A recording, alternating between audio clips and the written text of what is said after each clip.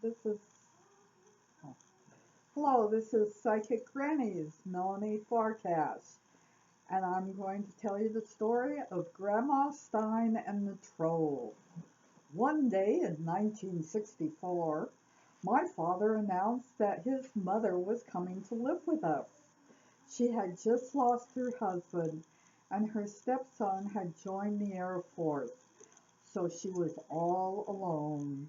I never knew my grandmother very well because while we lived in Canada, she and my mother did not get along very well. Then we moved to California, and she got married and moved to Buffalo, New York. We hadn't seen her in 10 years. My parents gave her my sanctuary, the lavender bedroom of my teenage girl.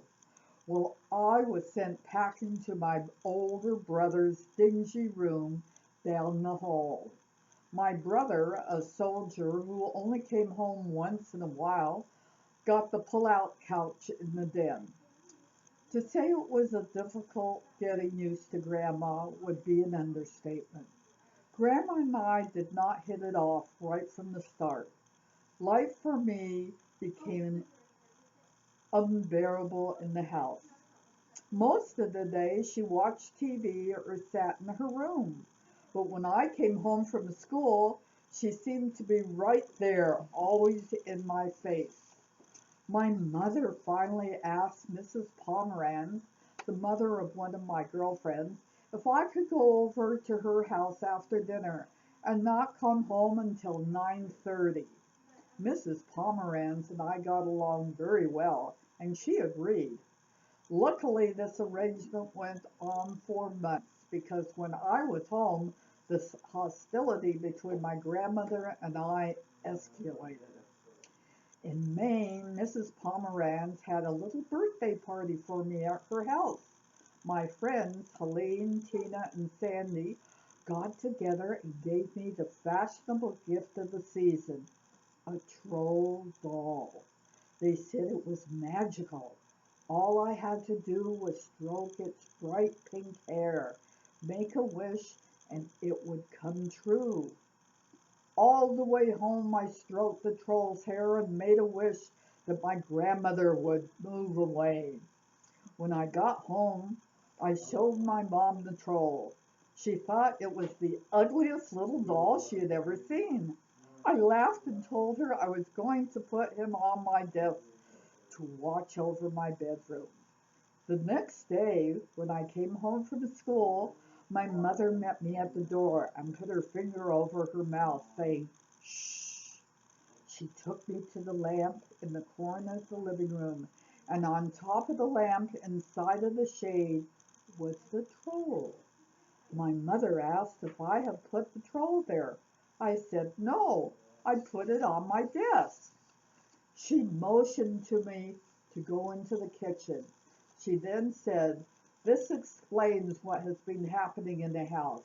It seemed that a lot of my mother's things were either missing or had been moved, and she couldn't figure out what was going on." Now she knew it was my grandmother behind it all. She told me not to say anything to my father. The next day when I came home from school, my mother said, "We are going to the doctor." My father picked us up and drove us to Dr. Quitt, who called me into his office alone. He asked me how I was getting along at home with Grandma. I told him that she was very strange, and ever since she arrived, nothing had been going well in my life. He said, "Melanie, I used to live across the street from your father and grandmother in Toronto, and believe me, no one got along with her.